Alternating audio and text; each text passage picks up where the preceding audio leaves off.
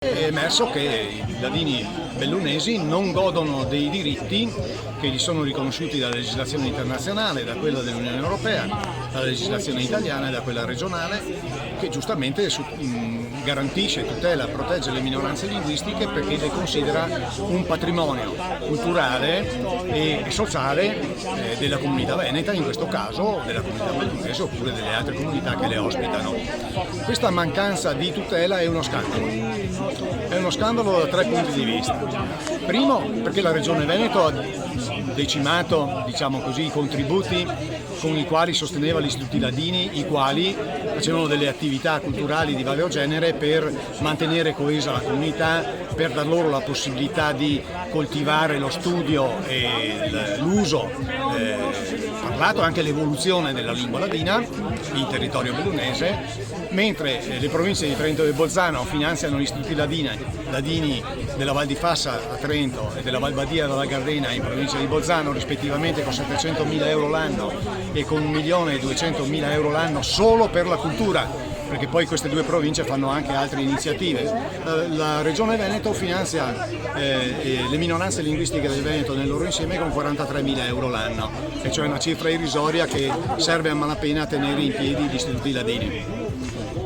Questa è la prima questione. La seconda questione è che nessuno dei diritti che spettano alle minoranze linguistiche, ad esempio il diritto di studiare la lingua ladina nelle scuole primarie e nelle scuole secondarie di primo grado, ad esempio la possibilità di avere un consigliere provinciale e uno regionale che rappresenta la minoranza linguistica dentro alle sessioni elettive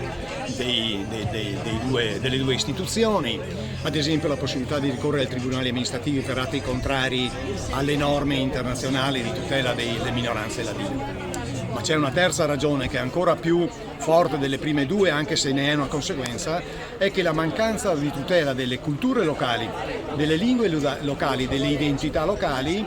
in qualche maniera indebolisce la capacità di queste comunità di crescere, di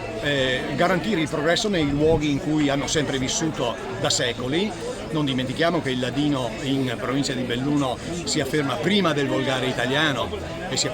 la provincia di Bolzano prima della lingua tedesca, nello specifico il dialetto sudtirolese che parlano, e quindi è una